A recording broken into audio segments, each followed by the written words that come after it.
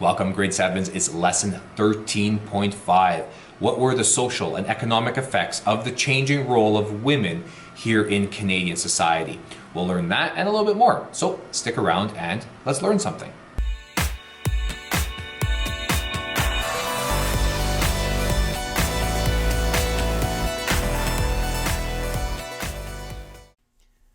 Lesson 13.5 it is, what were the social and economic efforts of the changing role of women in Canadian society?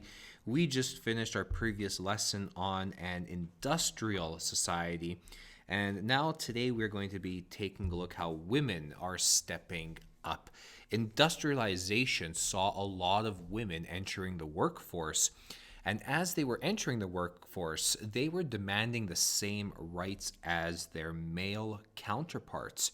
And it was because of that that women helped change Canadian society and continue to change Canadian society. But we're going to start with women in the workplace.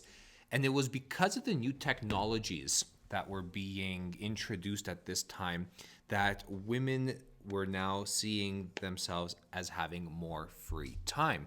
So they started entering that workforce. Some worked as maids or nannies, others went to work in the factories, and still others went into offices and restaurants and stores and other businesses where they could be of help and to work. Many men ended up leaving their jobs to fight in the First World War. And those vacant jobs were eventually taken over by women who were not part of the war effort.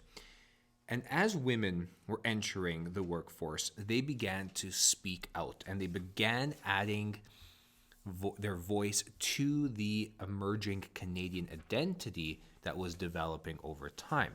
They wrote articles, they published books on women's rights. And one of the things that they were really focusing on was the right for women to vote. And that is a big issue because as women were entering the workforce, they wanted to also have equal status with the rights of citizenship. Now, prior to World War I, women couldn't vote. They were not allowed to vote. They were not seen as persons. Not only could they not vote, they couldn't even run in elections. So over time, they began to organize because they wanted suffrage. They wanted the right to vote. And it happened for them. It happened during the First World War where women did get the right to vote. First, they got the right to vote provincially in the year 1916. And then later in the next federal election in 1918, women got the right to vote there. Now, I mentioned something prior a few seconds ago, maybe more than that.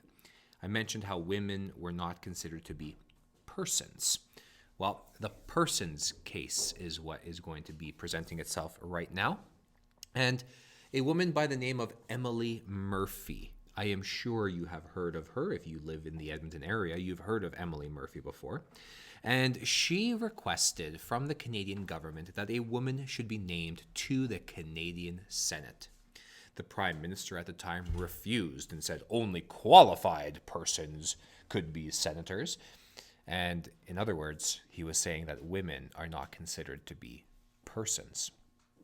Now, Emily Murphy, Nellie McClung, Louis McKinney, Irene Parbley, and Henrietta Edwards, you should know these names if you're from the Edmonton area.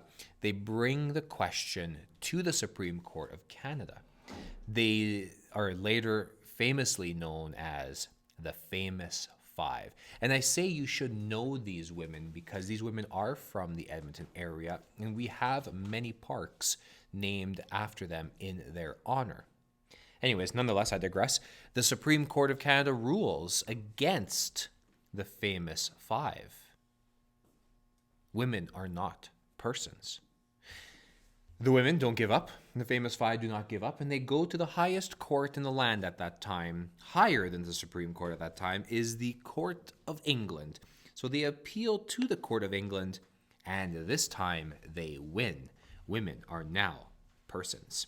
Now, women are not the only groups who could not vote at that time.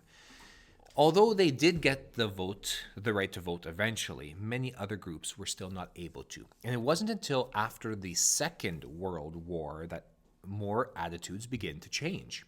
So the women in 1916 get the right to vote provincially, 1918 the right to vote federally. But it's not until 1947 that our Chinese and South Asian Canadians get the right to vote. 1948, the Japanese Canadians get to vote. 1950, Inuit people get to vote. 1960, our First Nations win the vote. That being said, First Nations were able to vote in prior elections, but in order to do so, they had to give up their treaty status. So majority of them did not do that, and instead, in 1960, they won the right to vote.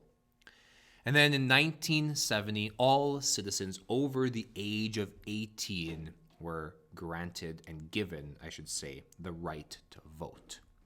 All right, I want you to head over to your notebooks and complete the questions for this part of the chapter.